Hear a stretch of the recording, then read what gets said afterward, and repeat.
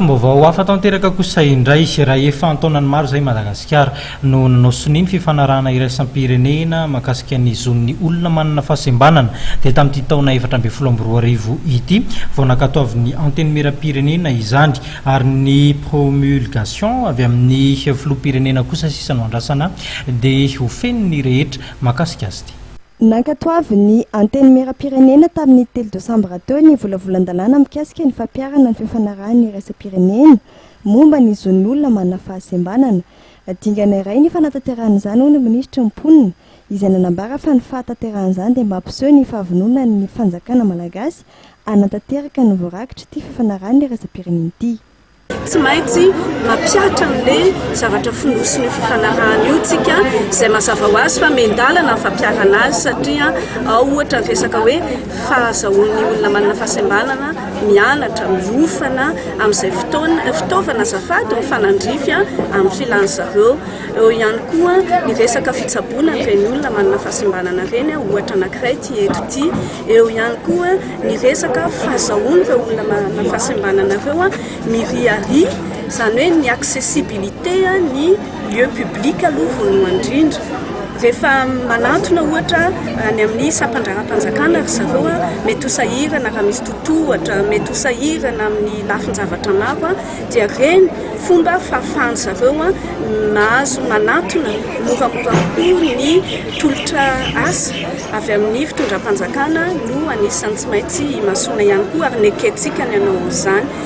Ny verenako kely ny resaka fanabeazana eo ohatra resaka fanadina fanjakana indraindray tsy feno fepetra fa ny olona manana fahasembanana miatrika ilay fanadinana na dia efa nanana ny fanabeazana tokony hafahana miatrika an'izay ohatra ny sujet tsy ohatra hoe ho an'ny olona tsy mahita ohatra tsy voatery misy sujet braille zay zany tsy maintsy miasotsika indraindray izy io misy indraindray tsy misy fa zao zany dia tsy maintsy misy daholo mihitsy amin'izay.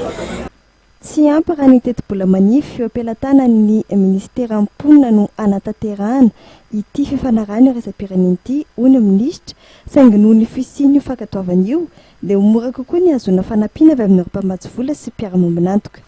Nasiana fanavaozana moa ny endriky ny fahina sy fanampiana ataon'ny ministera amin'ireo fitoerana miay ireo olona manana fahasembanana. Anombohan'izany eo anivon'ny centre médico-éducatif Les Orchidées Blanches Andohibe izay ahitana mpampiofana manokana ny atoan'ny ministera. Ankoatra ny fahina avy amin'ny ministera dia ny fanampiana avy amin'ny malala-tanana no entina mampiodina ny centre Les Orchidées Blanches tao anatin'izay 70 taona ny sin'izay.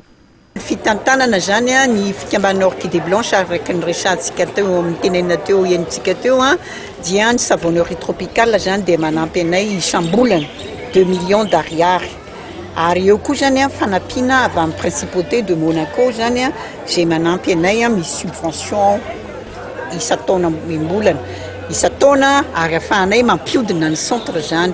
Misy koa zany ny fikambanana ASMAE manampy anay ihany koa.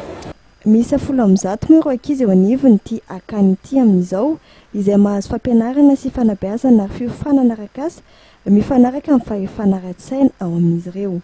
Entina anitarana ny asan'ny Les Orchidées Blanches mba ahafahany manorina trano ampanofaina atao fidiram-bola maharitra dia nanolotra fanampiana amin'ny tetina 4,4 alina sy 4 euro ny principauté de Monaco.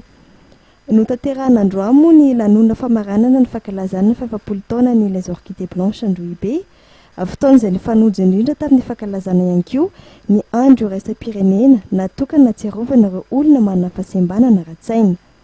Nanome voninahitra izany fotoana izany ny vadin'ny filoham-pirenena Voangy Rajaonarimampianina sy minisitra mponina. Piasa misy 20 vita be teo anivon'ity akany ity kosa no nitolorana mari-pakasitrahana.